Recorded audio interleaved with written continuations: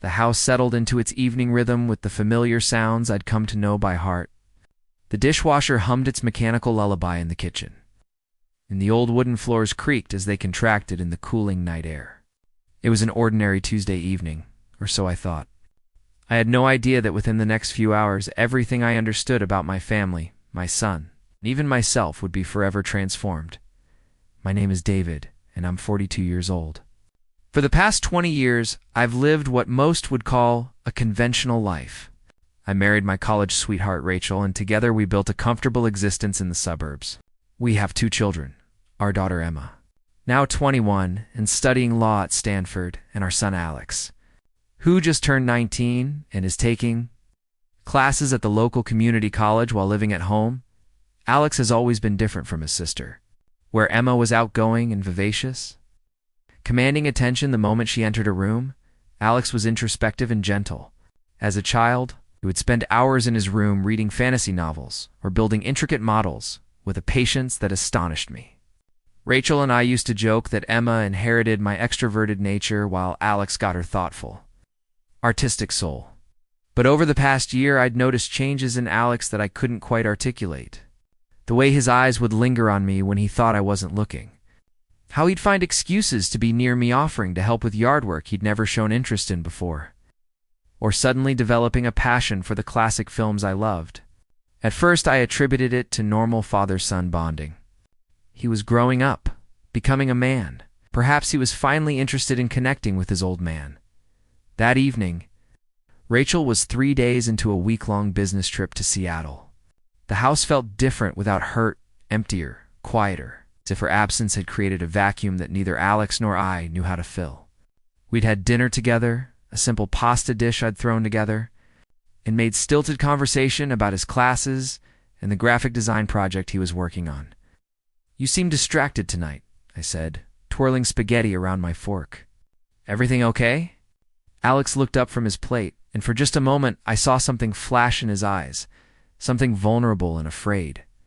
But then he smiled, that easy smile of his, and shrugged. "Yeah, Dad, just tired. Long day, I didn't push." Alex had always been private, even as a child. Some things I'd learned you couldn't force. He'd talk when he was ready. After dinner, I helped him clean up, and we went our separate ways, him to his room, me to mine. I tried to read for a while, but my mind kept wandering. I missed Rachel. 20 years of marriage meant that her absence felt like a missing limb, a phantom sensation of something that should be there but wasn't. Till around 11, I turned off the light and tried to sleep. But sleep didn't come easily. I tossed and turned, my mind racing with work concerns and the mundane worries of middle age. The house was too quiet. Even the usual nighttime sounds seemed muted, as if the building itself was holding its breath. It must have been past midnight when I finally started to drift off. That's when I heard the soft creak of my bedroom door opening. "Rachel?" I mumbled, still half asleep, hope rising in my chest that maybe she'd cut her trip short and come home early. No answer. I felt the mattress shift as someone sat on the edge of the bed. Through my half-closed eyes, I could make out a silhouette in the darkness. The figure was smaller than Rachel, slighter. My heart began to race. Not with fear exactly, but with confusion. Then I felt a hand on my arm, tentative, gentle, almost reverent. It was a touch I knew, but in a context that made no sense. "Alex," I said, suddenly more awake. "What's wrong? Are you okay?" He didn't answer immediately. In the dim moonlight filtering through the curtains, I could see his face, and what I saw there stopped my breath. It wasn't fear or distress. It was something far more complicated: longing, uncertainty, and a desperate kind of courage. "I couldn't sleep," he finally whispered. "The house feels so empty. I needed to know someone was here." I sat up, my paternal instincts kicking in. "Hey, it's okay. Your mom will be back in a few days. I'm here. You're not alone." "I know," he said, but his voice trembled. Can I stay here for a little while? Just until I feel less alone?" What could I say? He was my son, and he was hurting. Of course. "Come here." He lay down beside me, staying carefully on his side of the bed, maintaining a respectful distance. I could hear his breathing in the darkness, fast and shallow, like he'd been running. Gradually it slowed, becoming deeper and more even. I thought he'd fallen, asleep, but then his hand found mine in the darkness. It wasn't the casual touch of a child seeking comfort from a parent. It was something else, deliberate, questioning, testing boundaries I didn't even know existed between us. My first instinct was to pull away, but something stopped me. Maybe it was the vulnerability I sensed in him. Maybe it was my own loneliness. Maybe it was something I didn't want to examine too closely. We lay there in silence for what felt like hours, but was probably only minutes. Finally, I squeezed his hand gently and said, "You should get some sleep, Alex. Everything will look better in the morning." He pulled his hand away slowly and got up without a word. I heard his footsteps retreat down the hallway, and then the soft click of his bedroom door closing. I didn't sleep for the rest of that night. The next morning was awkward in ways I couldn't have anticipated. Alex was already in the kitchen when I came down, coffee-made toast burning slightly in the toaster. He looked exhausted, with dark circles under his eyes that mirrored my own. "Morning," I said. Trying to sound normal. "Morning," he replied. Not meeting my eyes, we moved around each other carefully, like dancers who'd forgotten their choreography. I wanted to ask him about the night before, to understand what had prompted his late-night visit, but I didn't know how to begin that conversation. How do you ask your son why he climbed into your bed in the middle of the night? How do you address the electricity that had seemed to crackle between your joined hands? The day passed in a blur of normalcy. I went to work, sat through meetings, responded to emails, all while my mind kept drifting back to those moments in the darkness. What was Alex trying to tell me? What was I feeling about it? And why couldn't I shake the sensation of his hand in mine? When I got home that evening, Alex was in his room with the door closed. I could hear the muffled sounds of music playing. I knocked softly. "Yeah." His voice was muffled. "Can I come in?" Pause. "Sure." I opened the door to find him sitting at his desk, his computer screen showing some kind of design software with vibrant colors and geometric shapes. He minimized the window quickly and turned to face me. "How was your day?" I asked, leaning against the doorframe. Double quotes. "Fine. Yours?" Fine. We were lying to each other, and we both knew it. The air between us felt charged, heavy with things neither of us had the courage to say about last night. I started. "I'm sorry," he interrupted, his face flushing. "I shouldn't have done that. I don't know what I was thinking. You don't need to apologize," I said carefully. "If you're feeling lonely or anxious, I'm here. That's what fathers are for. But Alex, if something's bothering you, there's something you need to talk about, there's nothing," he said quickly. Too quickly. I just had a moment of weakness. It won't happen again. But we both knew it would. That night I tried to stay awake. I told myself it was because I was catching up on work emails, but really, I was waiting, listening. Some part of me hoped that he would come again at 12:47 a.m. According to the glowing numbers on my alarm clock, my bedroom door opened. This time I was ready. "Alex, I'm sorry," he whispered. I tried to stay away. I really did. But I can't stop thinking about. He cut himself off. "Can I please just sit with you? I promise I won't touch you. I just need to not feel so alone." I should have said no. I should have insisted we talk about this in the light of day, with clear heads and appropriate boundaries. Instead, I found myself nodding in the darkness and patting the space beside me. He lay down. And this time, there was less distance between us. I could feel the heat radiating from his body, could hear every breath he took. We lay there in silence for several minutes. "Dad?" His voice was so soft I almost didn't hear it. "Yeah. Can I ask you something?" "Of course. Have you ever felt something you knew you shouldn't feel? Something that goes against everything you're supposed to be?" My heart began to race. "What do you mean?" He was quiet for so long I thought he wouldn't answer. Then, never mind. Forget I said anything. But I couldn't forget. His question hung in the air between us, impossible to ignore. I turned on my side to face him, though I could barely see his features in the darkness. I'm your father? There's nothing you could say that would make me love you less. I heard him take a shaky breath. You might change your mind about that. Try me. Another long silence. Then, in a rush, as if he had to say it quickly before he lost his courage, I think about you all the time. Not the way a son should think about his father. I know it's wrong. I know it's messed up. But I can't help it. When Mom's gone and it's just us, I imagine he broke off with a sound that was half laugh, half sob. God, I can't believe I'm saying this out loud. Oh, the world seemed to stop spinning. Everything I thought I knew, every certainty I'd built my life upon, suddenly felt like it was made of sand, shifting beneath my feet. How long? I asked, and was surprised by how steady my voice sounded. A year. Maybe more. I tried to ignore it. I tried to make it go away. But it only got stronger. I sat up and turned on the bedside lamp, needing to see his face. To understand if this was real or some strange dream I was having, Alex squinted in the sudden light, his eyes red-rimmed, his expression a mixture of shame and defiance. Look at me, I said. He did, and what I saw in his eyes took my breath away. It was love, not the comfortable, familial love between parent and child, but something rawer, more desperate. Something that terrified me because somewhere, in a place I didn't want to acknowledge, I recognized it. This is complicated, I said finally. This is... Alex, you understand that what you're describing is wrong. Is sick? Is every horrible thing you're thinking? I know, Dad. Don't you think I know? Don't you think I've hated myself for it? I've tried everything to make it stop. But every time I see you, every time you smile at me, or put your hand on my shoulder, or just exist in the same room as me, it gets worse. I'm your father, I said, as much to remind myself as him. I know that. His voice rose, edged with frustration. Don't you think I know that? But I can't control how I feel.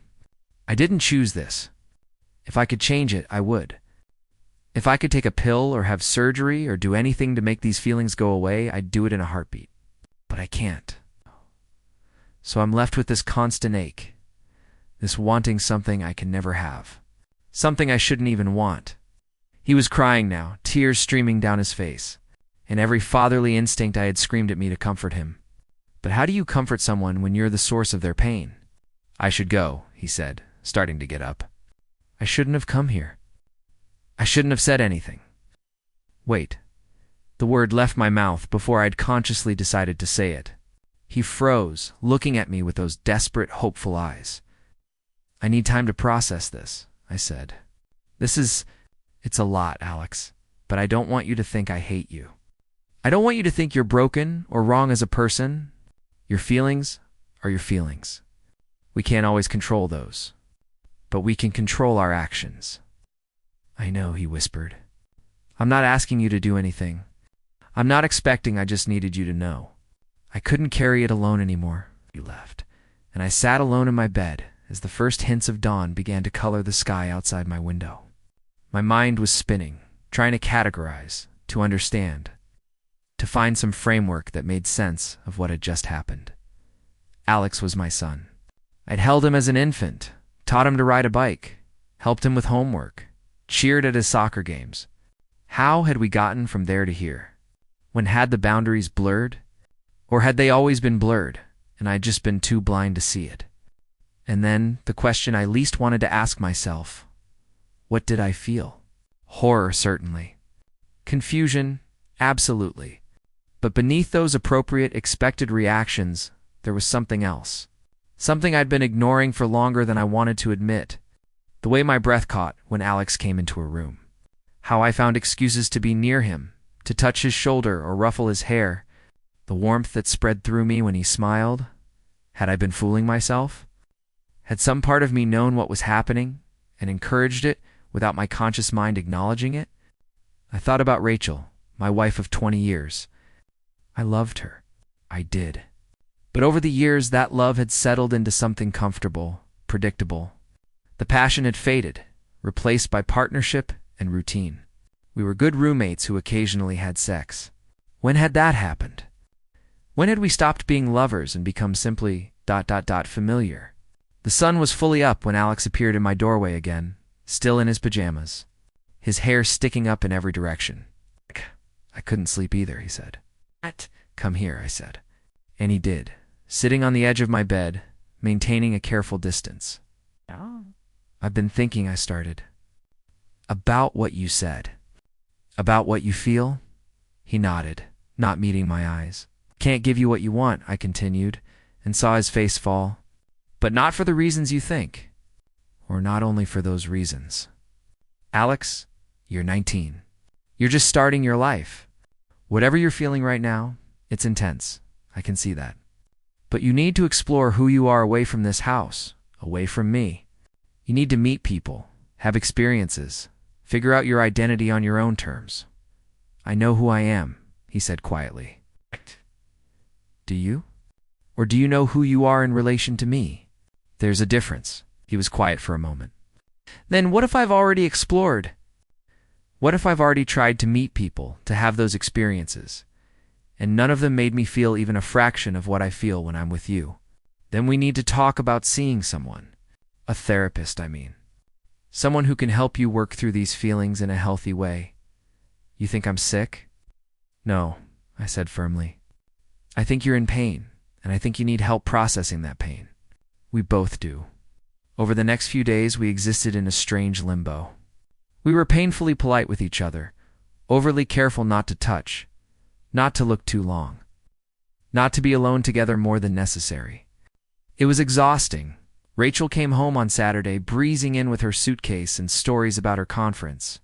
She kissed me absently on the cheek and called out for Alex, who emerged from his room looking drawn and tired. My boys, she said, smiling.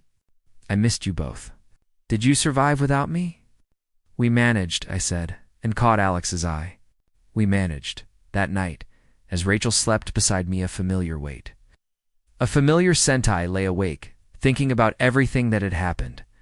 I thought about the conversation I needed to have with my wife. About the therapy Alex needed. About the family dynamics that had somehow created this situation. But I also thought about Alex's hand in mine in the darkness. About the way my heart raced when he entered a room. About feelings I'd never allowed myself to examine too closely. The next morning, while Rachel was out running errands, Alex came to find me in my study. I've been thinking, he said, hovering in the doorway. About what you said. About therapy. About exploring who I am. And I think you're right. I need to figure this out, but Dad, I need you to know something. Whatever happens, whatever I discover about myself, how I feel about you that's real, that's not confusion or a phase or daddy issues or whatever a therapist might try to diagnose it as. It's real and it's not going away. I know, I said, and realized I meant it. I know it's real, Alex. That's what makes this so hard. He nodded. And for a moment, we just looked at each other. Really looked, without pretense or denial. And in that moment, I saw him not as my son or as a source of confusion, but as a person in pain, reaching out for connection in the only way he knew how. We'll figure this out, I said. Together. As a family. Together, he echoed and left. That was 6 months ago. The journey since then hasn't been easy. We found a therapist who specializes in complex family dynamics, and we've been seeing him separately and together. Rachel knows everything now. That conversation was one of the hardest of my life, but she's been more understanding than I had any right to expect. She and Alex are working on their own relationship, finding new ways to connect that don't involve me as an intermediary. Alex has started exploring the world beyond our home. He's joined an LGBTQ+ support group at his college, made new friends, even gone on a few dates. I see him growing, changing, becoming more confident in who he is. The intensity of his feelings toward me hasn't disappeared. The therapist warned us it wouldn't. Not quickly, but it's evolving into something different, something he can live with. As for me, I'm learning too. Learning about boundaries I'd never thought to establish. Learning about the complicated nature of love and family. Learning that sometimes the people we love most can surprise us in ways we never imagined. The house doesn't feel empty anymore when Rachel's away. Alex and I have found a new equilibrium. A way of being father and son that acknowledges what happened without being defined by it. We play video games together, argue about movies, complain about the state of the world. Normal father-son things. But sometimes, in quiet moments, I catch him looking at me with that same expression, longing, affection, acceptance. And instead of fear or confusion, I feel gratitude. Gratitude that he trusted me enough to be honest. Gratitude that we survived this crisis as a family. Gratitude for the opportunity to know my son, truly know him in all his complexity. We're not perfect. We're still figuring it out. But we're doing it together. Honesty and love, and the kind of courage it takes to face difficult truths. And that, I've learned, is what family really means.